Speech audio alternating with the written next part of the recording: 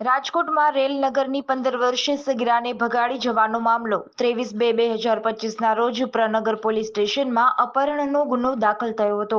સાહિલ સંઘાર નામના આરોપીની ધરપકડ કરવામાં આવી. પ્રનગર પોલીસ દ્વારા આરોપીની ધરપકડ કરાઈ. આરોપીને ઉત્તર પ્રદેશથી પકડી પાડવામાં આવ્યો.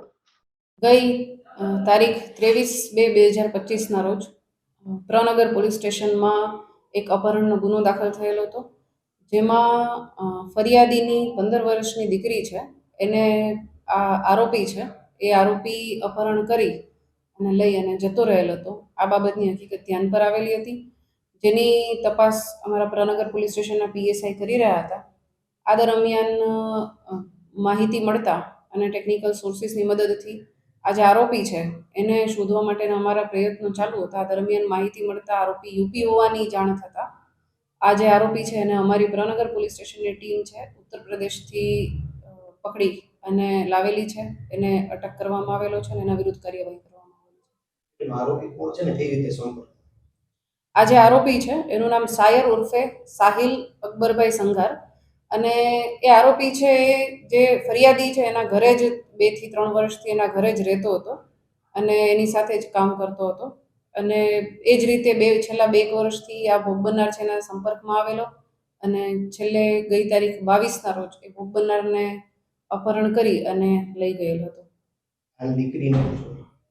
આ જે ગુનો છે એમાં ભોગ બનનાર જે દીકરી છે એને હાલ નારી સંરક્ષણ ગૃહમાં રાખવામાં આવેલી છે. એની મેડિકલ તપાસણી કરવામાં આવેલી છે, આરોપીની મેડિકલ તપાસણી કરવામાં આવેલી છે અને એના ઉપરથી હાલ બળાત્કારની કલમો છે અને પોક્સોની કલમોનો ઉમેરો કરવામાં આવેલો છે.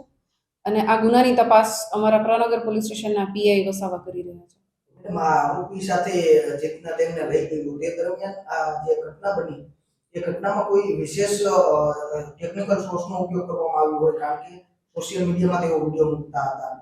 આ જે આરોપી છે એ અને આરોપીના જ ઇન્સ્ટાગ્રામ આઈડી પરથી ભોગ બનનારના પણ સોશિયલ મીડિયામાં વિડીયોઝ આવેલા હતા.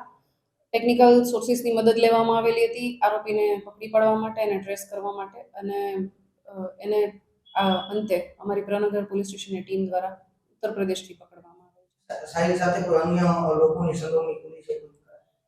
સાહિલને મદદ કરનાર અન્ય એક વ્યક્તિ છે જેની સંડોવણી ખુલી છે, એનું પણ ગુનામાં આરોપી તરીકે એને મદદગારીમાં લેવામાં આવેલો છે.